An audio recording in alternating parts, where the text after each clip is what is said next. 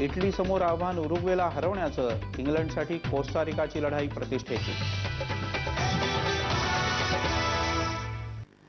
नमस्कार. एबीपी माझामध्ये या विशेष वृत्तात आपल्या सगळ्यांचं स्वागत. महाराष्ट्रामध्ये लवासा प्रकल्पावरून बरेच वाद झाले, पण असे एक दोन नव्हे तर 26 लवासा प्रकल्प महाराष्ट्रामध्ये उभारायला हवेत तेवढी क्षमता महाराष्ट्रात आहे, तेवढी ठिकाणं आहेत असं शरद पवार यांना वाटतंय.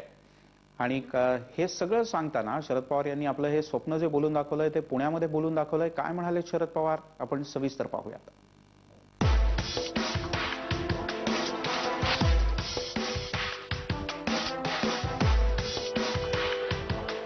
शरद पवार आणि लवासा यांचं नातं काही लपून राहिलेलं नाही. हिंदुस्थान कन्स्ट्रक्शन कंपनीच्या या प्रकल्पाची सुरुवातच मुळी पवारांच्या कल्पनेतून झाली. अनेक विरोध झाले.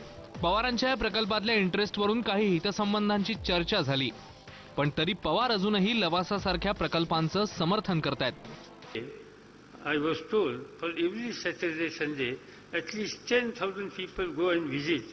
There are good schools, there are good international colleges also in the process of coming, and it has become a tourist destination. And I would like to tell that Lavasa is the only thing. There are at least 26 sites in the Maharashtra like Lavasa where ample water body is there, there is no population, vacant land is there, and it is just possible to develop as an excellent tourist center like what we have seen in England and many other countries. Maratha chamber of कॉमर्सला 80 वर्ष पूर्ण झाल्याच्या निमित्ताने पवार बोलत होते. विकासाची प्रक्रिया प्रसारमाध्यमांनी गांभीर्याने घ्यावी असंही पवार यावेळी म्हणाले.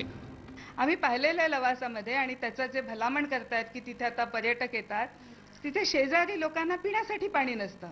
त्यांच्याबद्दल शरद पवारांना काही म्हणायचं नाही. आणि हे 26 प्रकल्प म्हणजे पुन्हा अनेक शेतकऱ्यांची, अनेक प्रकल्पग्रस्तांची वंचना आहे, निसर्गाची अक्षरशः धुळधाण करणं आहे. आणि खरं तर इतका समृद्ध निसर्ग जो महाराष्ट्राला मिळाला आहे तो मोडून खाणं आहे काही लोकांनी, असं अगदी आमचं स्पष्ट मत आहे. लवासा ही भारतातली पहिली प्लॅन्ट हिल सिटी आहे. पुणे जिल्ह्यात जवळपास 25,000 एकरांच्या परिसरात ही सिटी वसवण्यात येते. 2010 मध्ये केंद्रीय पर्यावरण मंत्रालयाने लवासाच्या बांधकामात नियमांचं उल्लंघन झाल्याचा आरोप केला होता. त्यामुळे काही काळ बांधकाम थांबलंही होतं. जमीन अधिग्रहण, पर्यावरणाचं नुकसान आणि वादग्रस्त राजकीय कनेक्शन्स यामुळे लवासा सतत वादाच्या भोवऱ्यात राहिलं. पण आता पवारांना महाराष्ट्रात आणखी 26 ठिकाणी लवासा उभारायला हवं असं वाटतंय. महाराष्ट्रामधली जमीन त्याच्यावर अनेकांचा डोळा आहे. महाराष्ट्रातल्या नेत्यांचा तर आहेच, पण अनेक राज्यांमधल्या नेत्यांचा सुद्धा डोळा आहे. आणि म्हणून एक प्रकारे जलजमीन आणि जंगल याच्यावरती कब्जा करण्यासाठीचा हा विकासाचा कांगावा आहे. ही शुद्ध नफेखोरी आहे. फक्त ती नफेखोरी तशी थेट बोलता येत नाही आणि म्हणून ती विकासाच्या आडून आणली जाते असं मला वाटतं. नव्या कल्पना, नव्या वाटा स्वीकारायला काहीच हरकत नाही, पण त्याआधी राज्यातल्या सध्या अस्तित्वात असलेल्या शहरांची अवस्था इतकी वाईट का झाली आहे याचाही विचार व्हायला हवा. मुंबई, पुणे, नाशिकमध्येच सगळा विकास केंद्रित झालाय. त्यामुळे सगळी बजबज इथेच माजली आहे. अगदी पायाभूत गोष्टींची जिथे बोंब आहे तिथे पवारांचं हे नवं स्वप्न महाराष्ट्राला कसं पचणार हा प्रश्नच आहे. मंदार गोंजारी, एबीपी माझा, पुणे. अधिक जाणून घेऊयात. दोन कार्यकर्ते, अतिशय धडाडीचे कार्यकर्ते आपल्याबरोबर आहेत. शशिकांत शिंदे की जे कृष्णा खोरे या सगळ्या विभागाचे मंत्री आहेत, राष्ट्रवादी काँग्रेसचे ज्येष्ठ नेते आहेत, आमदार आहेत. आणि सुनीती सूर आहेत, ज्येष्ठ सामाजिक कार्यकर्ते आहेत. गेल्या कित्येक वर्षांपासून लवासासह अनेक प्रकल्पांचे जे प्रकल्पग्रस्त आहेत त्यांच्याकरता सुनीती सूर काम करतात. सगळ्यात आधी शशिकांत शिंदे यांच्याकडे जाऊयात. शशिकांतजी, एक लवासा आहे तोच इतका वादग्रस्त झाला. आता तर शरद पवार यांना असं वाटतं की महाराष्ट्रात अशा 26 जागा आहेत की जिथे लवासासारखे, लहान असतील, थोडेसे मोठे असतील, पण लवासासारखे प्रकल्प होऊ शकतात. काय नेमकी याच्या पाठीमागची विचार आहे तुमचा? तुम्हाला स्वतःला या सगळ्याबद्दल काय वाटतं? नाही, यामध्ये एक आपण विचार केला पाहिजे की महाराष्ट्राचं आपण विकासाचं एक मॉडेल आपण त्या ठिकाणी करण्याच्या दृष्टिकोनातून महाराष्ट्राचा सातत्याने विकास झाला पाहिजे, महाराष्ट्र डेव्हलपमेंट झाला पाहिजे, महाराष्ट्र प्रगतीपथावर गेला पाहिजे, जगाच्या आणि देशाच्या पातळीवर आला पाहिजे म्हणून आदरणीय पवारसाहेब ते इतक्या वर्ष राजकारणात तेव्हापासून सातत्याने प्रयत्न करतात. लवासाच्या बाबतीमध्ये आपण ज्यावेळेला ही चर्चा झाली त्या लवासावर फार मोठ्या प्रमाणात टीका टिप्पणी, फार मोठ्या प्रमाणात या ठिकाणी राजकीय त्या ठिकाणी ताशेरे किंवा राजकीय आरोप प्रत्यारोप झाले. यातून मला एक कळत नाही की आपण ही चर्चा करत असताना त्यांनी जी भूमिका मांडली महाराष्ट्र ऑफ चेंबरच्या त्या कार्यक्रमामध्ये महाराष्ट्राचं पुढचं व्हिजन काय असू शकतं याच्या संदर्भातली त्यांनी त्यांचं मत मांडलं. त्यामध्ये त्यांचं महाराष्ट्राच्या विकासाच्या संदर्भातलं एक वेगळा लवासासारखं शहर ब्रिटिशांच्या नंतर एक नवीन शहर उभं करण्याचं एक ऐतिहासिक निर्णय स्वातंत्र्य काळानंतर पहिल्या प्रथम त्या ठिकाणी झाला. ठीक आहे, हे करत असताना त्यांचा जो उद्देश आहे त्या उद्देशाला एक वेगळ्या पद्धतीने पाहण्याचा या ठिकाणी विचार होतोय. आज आपल्या ठिकाणी बघितलं तर साधारणतः त्या पर्यटन स्थळामुळे 20 लाख पर्यटक या ठिकाणी येऊ शकतात. 2100 कोटी रुपयाचं उत्पादन वाढू शकतं. आजपर्यंत 9 लाख त्या ठिकाणी पर्यटन या लवासाला भेट देऊ शकले. ह्या सर्व गोष्टीचा आपण विकास करायचाच नाही का किंवा डेव्हलपमेंटचा काही भविष्य काळामध्ये चर्चा करायचीच नाही का असा जर विचार असेल तर मग लवासासारखी 26 शहरं असू नये. पवार साहेबांनी सांगितलं की 26 अशी ठिकाणं होऊ शकतात की तिथं लवासा उभा राहू शकतो. आज ऑक्सफोर्ड युनिव्हर्सिटी सारखं जर एका ठिकाणी लवासाच्या परिसरामध्ये पुण्यामध्ये जर एखाद्या शैक्षणिक संकुलनापासून सर्व सुविधा असलेलं एखादं शहर निर्माण करणं हे आजच्या काळामध्ये हा एक चांगला निर्णय होता. आणि त्यामुळे मला वाटतं की त्यांच्या मनामध्ये एक अशा प्रकारचा त्यांनी जो विचार मांडला तो महाराष्ट्राच्या भविष्य काळातल्या असलेल्या डेव्हलपमेंटचा किंवा महाराष्ट्राचा विकास व्हावा, राज्याचा विकास व्हावा हाच निव्वळ त्याच्यामध्ये त्यांचा हेतू असा असं मला वाटतं. आपल्याबरोबर सुनीती सुरू आहेत. सुनीतीताई, जर का खरंच त्याच्यातनं डेव्हलपमेंट होत असेल, मोठ्या प्रमाणात पर्यटक येत असतील, स्थानिक ठिकाणी काही जणांना जर का काम मिळत असेल, रोजगार निर्मिती काही प्रमाणात होत असेल, तर तुमचा विरोध का लवासासारख्या या बाकीच्या प्रस्तावित नाही आपण म्हणू आता फक्त कल्पनेतली आहेत यांना तुमचा विरोध काय? लवासा संदर्भात तर बोलूया, पण मला आश्चर्य हे वाटतं आता इथे की शशिकांत शिंदे साहेब जे कृष्णा खोऱ्याचे मंत्री आहेत आणि शरद पवार ज्यांनी काल हे वक्तव्य केलं ते आतापर्यंत आपल्या देशाचे कृषी मंत्री होते. आपल्या इथे सिंचनाच्या संदर्भात बोलायचं आणि आता सगळा घोटाळाही पुढे आलेला आहे.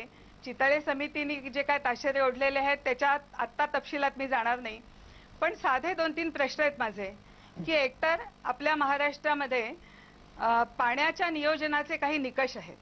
त्यातला पहिला पेयजल, दुसरा सिंचन, तिसरा उद्योग आणि मग त्याच्यानंतर पर्यटन वगैरे वगैरे. विकासाची संकल्पना नेमकी काय आहे हे आता इथे स्पष्ट करायला हवं मला वाटतं शिंदे साहेबांनी, की आपल्या इथलं सगळे दुष्काळग्रस्तांचे प्रश्न सुटले का, सगळ्यांना पाणी मिळायला लागलं का, सिंचन सगळीकडे झालं का, हे सगळे प्रश्नांची उत्तरं सकारात्मक आली की त्याच्यानंतर मग मुद्दा उपस्थित होतो की विकास बघ पर्यटन क्षेत्रांच्या दृष्टीने करायचा किंवा नाही. हा माझा पहिला मुद्दा आहे. दुसरा मुद्दा आहे की ज्या सगळ्या क्षेत्रामध्ये शरद पवार साहेब हे आता प्रति लवासा करू इच्छित आहेत, म्हणजे लवासामध्ये सुद्धा हेच झालेलं आहे. शिंदे साहेबांना निश्चितच माहीत असेल, कारण कृष्णा खोऱ्याचं पाणी जे पूर्णपणे पब्लिक पर्पजसाठी उपलब्ध केलेलं होतं ते लवासाकडे वळवण्यात आलेलं आहे. म्हणजे ते 1.8 TNC 08 TNC जे पाणी आहे ते लवासाकडे वळवलं गेलं. ते सिंचनाचं आणि पेयजलाचं पाणी होतं. दुसरीकडे लवासामध्ये ज्या सगळ्या जमिनी घेतल्या गेल्या, खरेदी केल्या गेल्या, त्या सगळ्या तिथल्या प्रकल्पग्रस्त शेतकऱ्यांच्या होत्या. ज्या शेतकऱ्यांचं पुनर्वसन दौंड तालुक्यात अत्यंत माळावर फेकून देऊन केलं गेलेलं आहे, त्यांचे प्रश्न आजही प्रलंबित आहे. खरं म्हणजे ते शिंदे साहेबांकडे आम्ही कधीतरी उपस्थित करू इच्छितो. मग त्या तिथे आता असलेल्या प्रकल्पग्रस्तांना ज्यांच्या जमिनी तिथे शिल्लक आहेत त्यांना जगण्यासारखी स्थिती निर्माण करून द्यायची की त्यांच्या जमिनी काढून घेऊन, सिलिंगच्या जमिनी काढून घेऊन, आदिवासींच्या जमिनी काढून घेऊन लवासासारखा पूर्ण श्रीमंतांच्या चैन चंगळीसाठी एखादा प्रकल्प उभारायचा. महाराष्ट्राच्या विकासाचा प्राधान्यक्रम काय आहे हाच आमचा प्रश्न शिंदे साहेबांनाही आहे आणि पवार साहेबांनाही आहे. सुनीतीताई, तुम्ही मांडलेत हे मुद्दे खरोखरच महत्वाचे आहेत, याच्यात कोणाचाच वाद असायचं काही कारण नाही. मात्र त्याचबरोबर तुम्ही म्हणताय त्या मुद्द्यांची जर का पूर्तता झाली, म्हणजे कोणाच्या तोंडचं पाणी नाही पळवलं गेलं, कोणाचं वेडवाकडं त्यांना रस्त्यावर नाही टाकलं गेलं किंवा माळावर नाही सोडून दिलं गेलं, त्यांना योग्य त्या पद्धतीनं त्यांचं पुनर्वसन झालं, तर अशा प्रकारच्या प्रकल्पांना तुमचा विरोध असणार आहे का?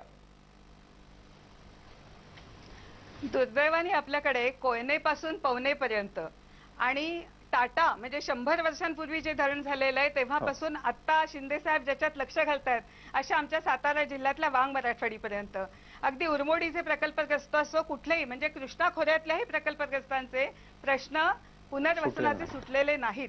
आपल्याला माहिती आहे की सिंचनाचा जो संबंध आकडेवारी आहे ती असं दाखवते की संकल्पित सिंचन जे असतं त्याच्या 15% केवळ सिंचन होतं आणि जितकी जमीन बुडवली जाते तितकंच सिंचन उपलब्ध होतं. त्यामुळे आपण कशाच्या आधारे म्हणू शकतो म्हणजे जर असा काहीतरी रेमेडी अशी मिळाली की बाबा इतकं सिंचन झालेलं आहे सगळ्या लोकांचं पुनर्वसन झालेलं आहे आणि काहीही प्रश्न शिल्लक नाही आणि सगळ्यांना पेयजलाची सोय झालेली आहे त्याच्यानंतर मग विकासाच्या काय गोष्टी करायच्या हे आपण ठरवू शकतो निश्चितपणे. मला इथे एक फक्त उल्लेख करायचा आहे की पवार साहेबांनी इथे इंग्लंडचा उल्लेख केलेला आहे. इंग्लंडची भौगोलिक स्थिती, इंग्लंडची लोकसंख्या आणि आपली लोकसंख्या आणि आपला संबंध भूगोल यांची कुठेतरी तुलना होऊ शकते का? एखाद्या पहिल्या जगातल्या देशाची तुलना आपल्यासारख्या शेतीप्रधान देशाची करायची आणि शेतकऱ्यांना कृषी मंत्र्यांनी देशोधडीला लावायचं हा कुठला विकासाचा फंडा आहे हे आम्हाला कळत नाही. ठीक आहे. आपल्याबरोबर शिंदे साहेब तुम्हाला असं वाटतं की असं आहे ना की योग्य पद्धतीनं जर का विकास झाला सगळ्यांना पाणी मिळालं सगळ्यांचं योग्य पद्धतीनं पुनर्वसन झालं तर सुनीती सुरननी सुद्धा म्हटलं आता की सर्व प्रश्न सुटले तर मग अशा प्रकारच्या एखाद्या प्रकल्पाचा विचार करायला हरकत नाही. त्यांनी जे प्रश्न उपस्थित केले ते तर आहेतच ना. लवासामध्ये मग स्थानिक ग्रामपंचायतीपासून राज्यस्तरावर पर्यंत अनेक निर्णय कशा पद्धतीने झाले हे सगळ्यांनाच माहिती आहे. याच्यातली पारदर्शकता जर का आणली असती तर अशा प्रकारचा विरोध झाला नसता. नाही काय होतं आपल्या महाराष्ट्रामध्ये लोकशाहीच्या माध्यमातून एखाद्या कोणी प्रकल्पाला या ठिकाणी सुरुवात केली की त्याला थोडंसं कोणीतरी नेतृत्व केलं आणि तो माणूस जर मोठा असेल तर त्याच्यावर कुठल्याही पद्धतीने राजकीय टीका होते. हे दुर्दैव महाराष्ट्राचं आहे. मग ते सिंचनाचा असो किंवा कुठल्या डेव्हलपमेंटचा असो. आता त्यामध्ये एक ताईंनी मुद्दा मांडला. मी या खात्याचा मंत्री झालो. ताईंना कल्पना आहे त्यांनी वांग मराठवाड्याचा प्रश्न काढला. त्या वांग मराठवाड्याला मी स्वतंत्र सेपरेट खास बाब म्हणून त्या ठिकाणी निधी देण्याच्या बाबतीमध्ये मी सही सुद्धा केली. त्याची मंजुरी खास बाब म्हणून झाली. तरी सुद्धा माझ्याकडे जी जबाबदारी आली त्यावेळेला पुनर्वसन आणि बाकीच्या याला मी गती देण्याचा प्रयत्न करतो. तर माझा एक मुद्दा असा आहे की आपण बघा लवासाच्या इथे आपण पूर्वी बघितलं तर तिथं इतक्या प्रमाणे दुर्गम भाग होता. त्या दुर्गम भागाकडे जाण्याच्या बाबतीमध्ये किंवा आदिवासी सारखा असलेल्या भागामध्ये विकास अजिबात नव्हता. आज विकास झाला. 95,000 लोकांना तिथं नोकरी लागली. दुसरी गोष्ट माझं असं आहे एखाद्याचं त्या जागेचं व्हॅल्युएशन वाढल्यानंतर बाजारभावाप्रमाणे दर दिला. काही ठिकाणी चुका झाल्या असतील तर त्या दुरुस्त करण्याची तयारी सुद्धा त्या दिलेल्या आहे. पर्यावरणाचा ऱ्हास झाला सांगितलं 30 लाख झाडं लावण्याच्या बाबतीमधल्या त्या जमिनीची धूप होऊ नये या संदर्भामध्ये निर्णय झालेला आहे. पर्यावरण काळाची बैठक घेऊन त्यांनी निर्णय घेतलेला होता. आता एक मुद्दा येतो आपण विकास करायचा. आज तुम्ही सांगा त्या लवासाला पूर्वीची परिस्थिती काय होती आजची परिस्थिती काय आणि तिथल्या स्थानिक लोकांचा विरोध नाही. ठीक आहे ज्यांना नाराजगी आहे ते 100% आपल्याकडे पुनर्वसन किंवा 100% कुठल्याही प्रकल्पाला मान्यता कोणतीही व्यक्ती करत नसते. काहींच्या वेगळ्या अपेक्षा असतात काहींच्या त्या अडचणी असतात.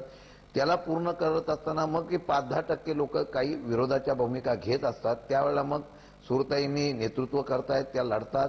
सामान्य लोकांसाठी लढावं त्यामध्ये आमचं कुठलं जुमत नाही.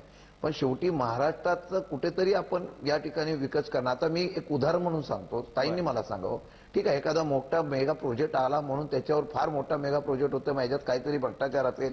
पाणी किती वापरलं 0.7% फक्त पाणी या लवासाला आहे. प्रक्रिया करून वापरलेलं पाणी परत त्या ठिकाणी वापरण्यासाठी प्रक्रिया करण्याची आहे. सगळ्या सुविधा त्या गावांना कालपर्यंत नव्हत्या. अगदी फायर ब्रिगेड पासून सगळ्या अशा सुविधा मी त्याच्यावर जात नाही.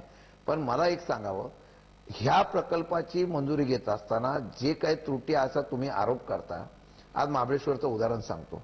Mahabaleshwar eco sensitive zone declare झाला. व्याघ्र प्रकल्प झाला. त्यानंतर त्या पर्यावरणाची नियमावली आलेली आहे. तरी सुद्धा महाबळेश्वरला बांधकामं होतात. ती धनिकांची होतात. असं मला कधी पाहायला मिळालं नाही की अशा प्रकल्पाच्या वेळेला किंवा अशा एखाद्या महाबळेश्वर किंवा पर्यटन स्थळा ठिकाणी बेकायदेशीर बांधकाम होता असं मी म्हणतो. त्या ठिकाणी असं कोणी विरोध केलेला आंदोलन केलेला किंवा त्याच्याबद्दल आवाज उठवला शिंदे साहेब ताईंची भूमिका मला मान्य आहे.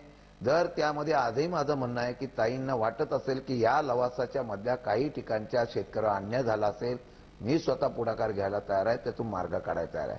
पण हे मान्य करायला पाहिजे कोणीतरी. शिंदे साहेब, चांगली गोष्ट आहे. तुम्ही म्हणाला की याच्यात जर का कोणाला कुठले नियम जर का डावलले गेले असेल किंवा कोणावर अन्याय झाला असेल तर तुम्ही स्वतः पुढाकार घ्यायला तयार आहात. ही एक खूप चांगली गोष्ट आहे. सुनीतीताई त्याची नोंद घेतीलच. पण तरी सुद्धा असे प्रश्न उपस्थित राहतातच. इतक्या वर्षामध्ये महाराष्ट्र सरकारने शरद पवार यांचं व्हिजन महाराष्ट्रात कोणीच नाकारणार नाही.